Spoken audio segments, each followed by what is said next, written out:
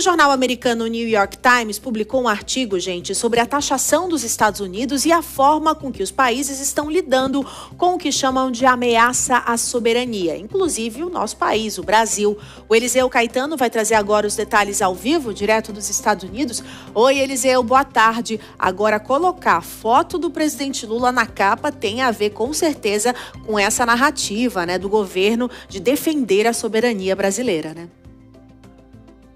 Exatamente. Oi, Márcia, muito boa tarde para você, para o Bruno e para todos que nos acompanham. Como a gente diz sempre por aqui, né? Aliás, sempre às segundas. Happy Monday, viu? Boa semana, Márcia, para você e para todo mundo ligado aqui na audiência da Jovem Pan. A gente vem chegando, trazendo em tempo real aquilo que é notícia no exterior, mas especialmente aqui nos Estados Unidos, porque saiu um artigo hoje no New York Times, um dos jornais mais importantes do mundo, e o Lula foi o único representante dos outros países citados com foto sozinho, viu? Esse artigo era de análise do impacto das tarifas comerciais, do tarifaço, feito por Donald Trump contra diversos países do mundo. A reportagem trata das tarifas impostas unilateralmente a diversos países e chama a atenção por esse ponto central, que é a reação dos líderes internacionais que passaram a denunciar o que classificam como um ataque à soberania nacional. E daí, nesse cenário, o Brasil se destaca. A imagem do presidente Lula aparece na capa do The New York Times, não por acaso, viu? De acordo com os analistas aqui,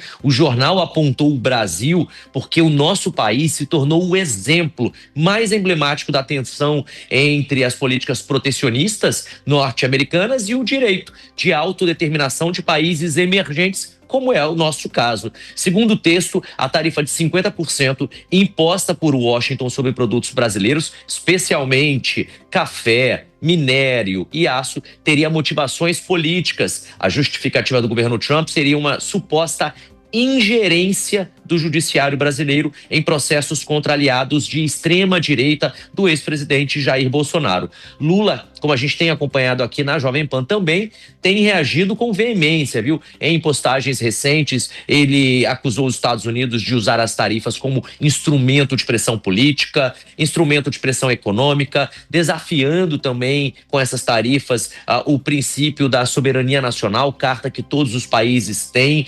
E tem uma aspas do Lula que, inclusive, foi colocada hoje nessa matéria, nesse artigo do New York Times, que é a seguinte: o Brasil não aceitará intimidação. Essa afirmação foi colocada nessa matéria do New York Times. A matéria ainda ressalta que a retórica de Lula tem ganhado força em fóruns multilaterais e reforçando aí a imagem dele como um defensor do chamado Sul global. Portanto, a escalada verbal entre os dois países, segundo o New York Times, pode contaminar, sim, o ambiente comercial internacional com um risco imediato a partir de 1º de agosto de efeito dominó em outras nações que também vão enfrentar medidas unilaterais de Washington, da Casa Branca, do presidente Donald Trump. Então, Márcia, é o New York Times dando voz aos países do Sul global, dizendo que, em entrelinhas, que o nosso atual presidente Luiz Inácio Lula da Silva tem feito o papel de defender a soberania do Brasil, se posicionado como essa voz que não vai ceder às pressões da Casa Branca, às pressões de Donald Trump, e termina questionando, né, se de fato o Brasil vai ou não vai ceder a Donald Trump, como diversas outras nações cederam. Então, a grande questão, a grande bola, digamos assim, como diriam os futebolistas, a turma do esporte, é exatamente essa. O Brasil vai, Bruno, ou não vai ceder às pressões de Donald Trump, como outros países fizeram, ou se vai se manter firme nesse propósito da soberania e perder esse mercado e perder esse aliado que são os Estados Unidos há mais de 200 anos. Então, se por um lado você tem Lula, Bruno, forte como uma voz de autodefesa do Brasil, por um outro lado você tem um país que pode sofrer caso essas sanções entrem de fato em vigor, o que deve, como bem disse a Márcia, acontecer dia 1º de agosto, mesmo que as negociações continuem. Vale lembrar, Bruno, não tem nenhuma negociação vigente nesse momento. Os políticos brasileiros que estão aqui, até agora, nesse momento, olha, são 1h da tarde com 20 minutos aqui na costa leste do país, não tem agenda oficial com ninguém da Casa Branca, com ninguém do governo Trump. E só eles, Donald Trump e o secretário de Estado, Marco Rubio, é quem vão decidir isso aí.